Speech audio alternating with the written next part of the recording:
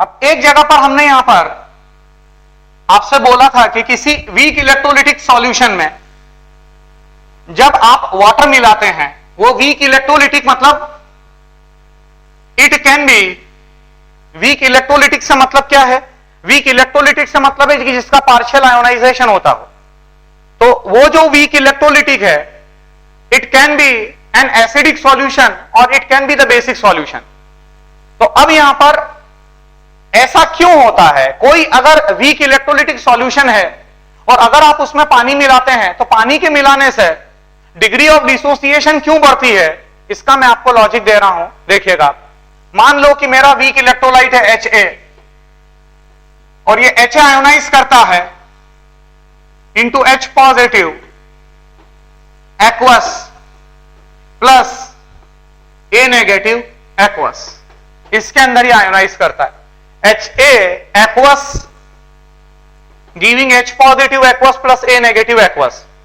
ये reaction equilibrium पर है और इक्विलिब्रियम पर है, ये अपने आप में वीक एसिड है, तो मैं बोलूंगा Ka is the ionization constant of weak acid.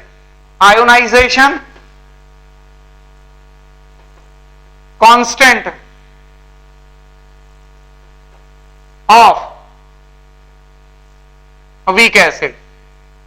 अब मैं इसका बोलूंगा Ka is equal to the concentration of the H positive into the concentration of A negative upon the concentration of HA। ये हम कहते हैं H positive concentration into A negative concentration upon the concentration of HA, right. अब आपने पानी मिलाया, तो जिस समय आप पानी मिलाते हैं तो पानी के मिलाने से जितने भी कंपोनेंट्स हैं उन सभी कंपोनेंट्स का जो कॉन्सेंट्रेशन है वो कॉन्सेंट्रेशन कम होने लगता है। जिस समय कोई रिएक्शन इक्विलिब्रियम पर होती है तो जो Q है वो Q इक्विलिब्रियम कांस्टेंट के बराबर होता है। Q is equal to value of equilibrium constant when the reaction it is at equilibrium. जब कोई रिएक्शन इक्विलिब्रियम पर होती है तो value of Q it is equal to KEQ। Q के बारे में हम ऑलरेडी चर्चा कर चुके हैं। Q मतलब होता है रिएक्शन क्वोशिएंट। अब आपने पानी मिलाया, तो जिस समय आप पानी मिलाते हैं तो पानी के मिलाने से जो H पॉजिटिव की कंसंट्रेशन है, A नेगेटिव की कंसंट्रेशन है और जो HA की कंसंट्रेशन है, ये तीनों कम हो जाएगा। जैसे ही आप पानी को मिलाएंगे तो पानी के मिलाने के साथ ही H positive concentration, A negative concentration and the concentration of HA it decreases. पानी के मिलाने से जितने भी कंपोनेंट्स हैं उन सभी कंपोनेंट्स का जो कंसंट्रेशन है वो कंसंट्रेशन कम हो जाएगा। तो अब यहां पर क्या होगा? कंसंट्रेशन कम हो गया, H positive concentration, A negative concentration है, HA कंसंट्रेशन इट डिक्रीजेस। इसका मतलब क्या हुआ कि जो Q की वैल्यू है, जैसे ही आप पानी मिलाएंगे तो इक्विलिब्रियम डिस्टर्ब हो जाएगा और इक्विलिब्रियम जैसे ही डिस्टर्ब होगा तो इक्विलिब्रियम कांस्टेंट पिक्चर से हट जाएगा। अब now the Q comes into picture, Q आएगा और Q के हिसाब से अगर हम देखें, ये कंसंट्रेशन डिक्रीज हो चुकी है, ये भी डिक्रीज हो चुकी है और ये भी डिक्रीज हो चुका है, राइट। बट ऊपर जो है न्यूमरेटर की अगर हम बात करें तो न्यूमरेटर में डिक्रीज का स्क्वायर है, decrease into decrease upon decrease, तो एक डिक्रीज से एक डिक्रीज कैंसल आउट हो जाएगा, राइट। बट अभी भी एक डिक्रीज जो है वो न्यूमरेटर के अंदर प्रेजेंट है। इसका मतलब ये हुआ कि जो Q की वैल्यू है, the value of Q decreases. और मैंने आपको अच्छी तरीके से बताया हुआ है, केमिकल इक्विलिब्रियम के अंदर आप अच्छी तरीके से जानते हैं कि जब जब Q की वैल्यू डिक्रीज करती है the reaction will shift in the forward direction. Reaction जो है वो फॉरवर्ड डायरेक्शन में शिफ्ट हो जाती है, right. So this is the concept. But Ka की वैल्यू या जो Kb की वैल्यू है, ये एक बात तो समझ में आ गई आपको कि जैसे जैसे आप पानी मिलाते हैं तो जैसे जैसे आप पानी मिलाते हैं जो रिएक्शन है it will shift in the forward direction. जैसे जैसे आप पानी मिलाएंगे reaction will shift in the forward direction. Reaction जो है वो फॉरवर्ड डायरेक्शन में जाती जाएगी। अब रिएक्शन फॉरवर्ड डायरेक्शन में जा रही है, right. Now the question is कि what would be the effect on the value of K और द Kb Kb मतलब the dissociation constant of the weak base. तो इसका जवाब क्या है? इसका जवाब यह है the value of Kb it will remain unaffected. जो Kb की वैल्यू है वो Kb की वैल्यू में किसी तरह का कोई फर्क नहीं पड़ेगा, या K की वैल्यू में किसी तरह का कोई फर्क नहीं पड़ेगा। क्यों नहीं पड़ेगा? क्योंकि जैसे जैसे आप पानी मिला रहे हैं, तो जैसे जैसे आप पानी मिला रहे हैं तो रिएक्शन फॉरवर्ड जा रही है ना। इक्विलिब्रियम कांस्टेंट को तो कांस्टेंट रखने के लिए, क्योंकि कांस्टेंट को कांस्टेंट रखना है, तो कांस्टेंट को कांस्टेंट रखने के लिए रिएक्शन फॉरवर्ड डायरेक्शन में जा रही है, right. This is the concept. इसीलिए जो K की वैल्यू है या जो Kb की वैल्यू है उसमें कोई परिवर्तन नहीं आएगा, राइट। अब जैसे अल्फा की बात करूं, हां अल्फा में परिवर्तन आ सकता है और पानी के मिलाने से कंसंट्रेशन में परिवर्तन आ सकता है। जैसे आप कहते हैं अल्फा इज इक्वल टू, एक फॉर्मूला मैंने आपको दिया था, alpha is equal to root of Ka upon C, right. और आप कह सकते हैं Ka is equal to C into alpha square, provided, ये कब कहते हो? Provided 1 minus alpha it is almost equal to 1, right, तब आप ऐसा कहते हो।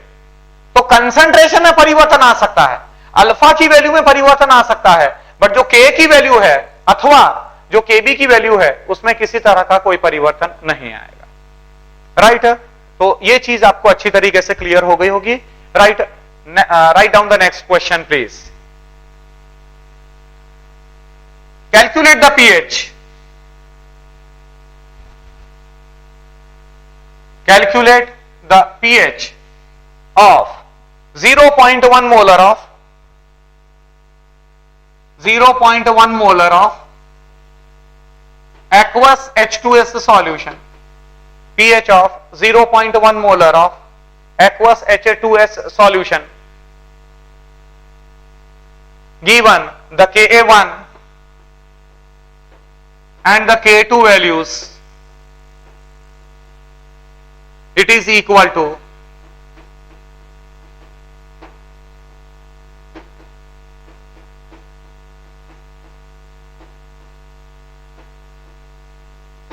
राइट। ये K1 और K2 वैल्यूज आपको दे रखी है, राइट। जरा 2 मिनट के लिए आप विचार करिएगा, विचार करें जरा क्वेश्चन के ऊपर,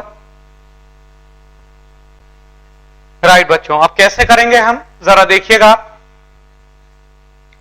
सबसे पहले तो मैं ये बताऊं आपको कि ये जो K1 और K2 वैल्यूज दे रखी है, व्हाट इज इट्स सिग्निफिकेंस, इसका क्या मतलब है। ये H2S जो है वो अपने आप में हाइड्रोजन सल्फाइड H2S जो है यह अपने आप में एक डाइबेसिक एसिड है, it is a dibasic acid. Now the question is what is the meaning of the dibasic acid. Dibasic acid का मतलब यह है कि जो 2 H पॉजिटिव देने की ताकत रखता है, which has the capacity to give the 2 H positive ions, right. तो अब H2S जो है जब आयोनाइज करेगा तो पहली स्टेप में H positive plus HS negative ये मिलेगा। उसके बाद जो HS नेगेटिव है वो HS नेगेटिव फर्दर आयोनाइज कर H positive plus sulphide ion बनाएगा, H2S giving H positive plus bisulphide ion, और ये जो बाइसल्फाइड आयन है वो फर्दर आयोनाइज कर H positive plus sulphide ion देगा, राइट। ये जो पहला आयोनाइजेशन है दैट इज माई K1 जिसकी वैल्यू आपको दे रखी है 1 into 10⁻⁻⁷, right. And the second one is the K2 जिसकी वैल्यू है 1.1 into 10⁻⁻14। K1 it is equal to 1.1 into 10⁻⁻14, right. अब बात आगे बढ़ती है।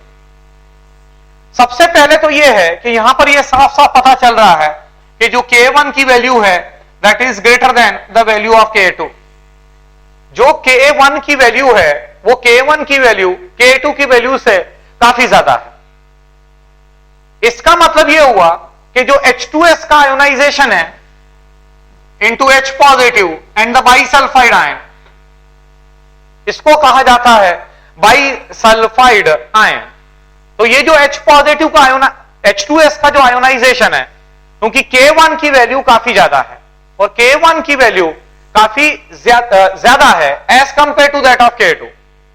हम K1 और K2 को कंपैरिजन कर रहे हैं, और K1 और K2 को जब आपने कंपैरिजन किया तो आपने ये देखा कि जो K1 की वैल्यू है वो काफी ज्यादा है as compare to that of K2, right. इसका मतलब ये हुआ कि ये जो पहला आयोनाइजेशन है वो पहला आयोनाइजेशन से जो हमारे को H पॉजिटिव मिलेगा that will dominate in the solution. पहले आयोनाइजेशन से जो हमारे को H पॉजिटिव मिलेगा, राइट, वो सॉल्यूशन के अंदर डोमिनेट करेगा। या अगर आप एक्यूरेटली निकालना चाहते हो तो मैं आपको उसका भी तरीका बता रहा हूं। एक तरीका मैंने आपको बताया, एक तरीका क्या है कि K1 और K2 की वैल्यूज में आप देख सकते हैं कि काफी ज्यादा डिफरेंस है, और K1 और K2 की वैल्यूज में काफी ज्यादा डिफरेंस है, इसीलिए आप सिर्फ ये वाला H पॉजिटिव को कंसीडर करेंगे। अब आप बोलेंगे कि नहीं सर, हम एक्यूरेटली करना चाहते हैं, we want the accurate pH of the solution. तो जब एक्यूरेट पीएच आपको निकालना है तो उसके लिए हम क्या करेंगे, ये जो H2S है इसका कंसंट्रेशन आपको दे रखा है, इट इज 0.1 मोल पर लीटर। तो अब मैं क्या करूंगा, सबसे पहले मैंने ये वाला H पॉजिटिव कंसंट्रेशन पता किया, ये वाला जो H पॉजिटिव कंसंट्रेशन मेरे को मिलेगा, राइट, मैं बोलूंगा this H positive concentration it is equal to root of Ka1 into C, that is equal to Ka1 that is 1 into 10 raised to the power minus 7 into 0.1, right, that is equal to 10 raised to the power minus 4। मतलब जो पहला जो ionisation हुआ और उस पहले ionisation से जो H पॉजिटिव कंसंट्रेशन हमारे को मिला that is equal to 10 raised to the power minus 4। मतलब ये H पॉजिटिव मिल चुका है हमारे को 10 raised to the power minus 4, और जितना H पॉजिटिव मिला उतना ही बाइसल्फाइड आयन मिला होगा, that is 10 raised to the power minus 4। ये भी 10 raised to minus 4 है और ये भी 10 raised to minus 4 है। अब बात आगे बढ़ती है, ये जो बाइसल्फाइड आयन है ये बाइसल्फाइड आयन आयोनाइज करेगा। ये जो बाइसल्फाइड आयन यहां पर मिला था, ये बाइसल्फाइड आयन सेकंड स्टेप में आयोनाइज करेगा। मान लो कि ये जो बाइसल्फाइड आयन है ये आयोनाइज करता है X, मान लो X ये डिसोसिएट करता है। जो बाइसल्फाइड आयन है वह बाइसल्फाइड आयन मान लीजिए कि X आयोनाइज करता है, तो ये जो H पॉजिटिव है, समझिएगा मेरी बात को, ये जो रिएक्शन है वह रिएक्शन आप एक बीकर में करवा रहे हैं। This reaction is occurring in a beaker, और एक बीकर के अंदर रिएक्शन हो रही है, तो यहां जो H पॉजिटिव मिला वो H पॉजिटिव आप यहां पर भी कंसीडर करोगे। मेरी बात को समझना, ऐसा नहीं होगा बच्चों, ऐसा नहीं होता है कि पहली स्टेप से जो H पॉजिटिव मिला वो अलग रहेगा, वो बीकर में अलग रहेगा, और सेकंड स्टेप से जो H पॉजिटिव मिला है वो अलग रहेगा, ऐसा नहीं होता है, राइट। पहली स्टेप से जो H पॉजिटिव मिला है that is 10 raised to minus 4, तो यही यहां पर भी आप लेंगे, that is 10 raised to the power minus 4 plus X into X, right. K2 की वैल्यू आपको नोन है, दैट इज 1.1। एक काम करें, चाहे तो इसको 1.1 नहीं 1 ले लो, कोई दिक्कत नहीं है, इसको 1 कर दो, कैलकुलेशन आसान रहेगी। 1 into 10 raised to the power minus 14, correction कर लीजिएगा उसमें, ये आपने कर दिया इसको 1 into 10 raised to the power minus 14, right. यहां पर भी आपने कर दिया, it is 1 into 10 raised to the power minus 14। तो अब मैं क्या बोलूंगा, 1 into 10 raised to the power minus 14 it is equal to H positive, that is 10 raised to the power minus 4 plus X into X upon 10 raised to the power minus 4 minus X, right. ये बच्चों यहां से quadratic equation बनेगी, right, ये check कर सकते हैं आप, ये क्वाड्रेटिक इक्वेशन बनेगी, that is 10 raised to the power minus 18 minus 10 raised to the power minus 14x is equal to 10 raised to the power minus 4x plus x square, right, or you can say x square plus 10 raised to the power minus 4x plus 10⁻⁻14x minus 10⁻⁻18 it is equal to 0। Right, ये check करिएगा, ये x की term में है, मतलब ये साफ साफ 2 डिग्री की इक्वेशन है। 2 डिग्री मतलब ये क्वाड्रेटिक इक्वेशन बनेगी। तो यहां बच्चों आप चेक करेंगे, यहां से आप इस बात को देखेंगे कि जो x की वैल्यू है वो x की वैल्यू काफी कम मिलेगी। समझना मेरी बात को, सारे बच्चे इस बात पर गौर करेंगे, क्योंकि इक्विलिब्रियम कांस्टेंट की वैल्यू Ka2 की वैल्यू काफी कम है। The value of Ka2 is small, ये जो वैल्यू है ये स्मॉल है, और क्योंकि वैल्यू बहुत छोटी है इसीलिए रिएक्शन फॉरवर्ड नहीं जाएगी, रिएक्शन बहुत ज्यादा फॉरवर्ड नहीं जाएगी।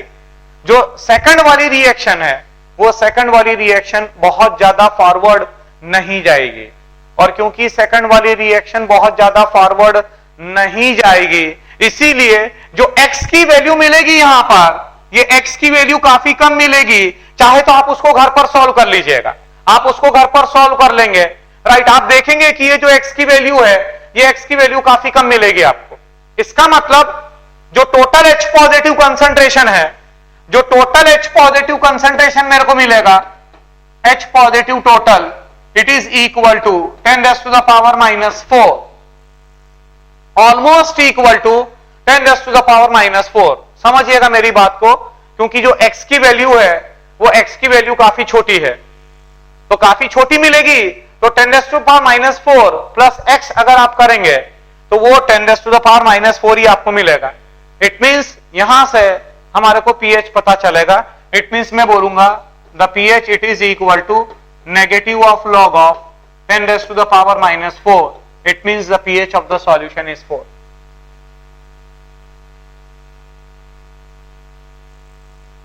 मतलब ये जो सॉल्यूशन है हमारा 0.1 मोलर H2S, जिसमें कि आपको K1 और K2 की वैल्यूज आपको दे रखी है 10⁻⁻7 एंड 10⁻14। राइट, इसका अगर आप pH निकालेंगे तो pH की वैल्यू जो है that will comes out to be 4। सारे बच्चे इस बात को ध्यान में रखेंगे कि क्योंकि Ka2 की वैल्यू Ka1 के मुकाबले काफी कम है, इसीलिए सेकंड स्टेप के आयोनाइजेशन से जो हमारे को H पॉजिटिव मिला था, इस H पॉजिटिव कंसंट्रेशन को हमने नेग्लेक्ट कर दिया है। सेकंड स्टेप के आयोनाइजेशन से जो हमारे को H पॉजिटिव मिला हमने उसको नेग्लेक्ट कर दिया, और क्योंकि हमने उसको नेग्लेक्ट कर दिया तो पहले वाले H पॉजिटिव को कंसीडर किया। पहला जो H पॉजिटिव कंसंट्रेशन है वो मिल रहा था हमारे को 10⁻⁻4, वहां से हमारे को pH मिल गई that is equal to 4। Right, अब मैं अगली कक्षा में कल मतलब हम ऐसा केस डिस्कस करेंगे जिसमें कि जो वैल्यूज हैं वो कंपेरेबल होगी। Right, that is to be continued.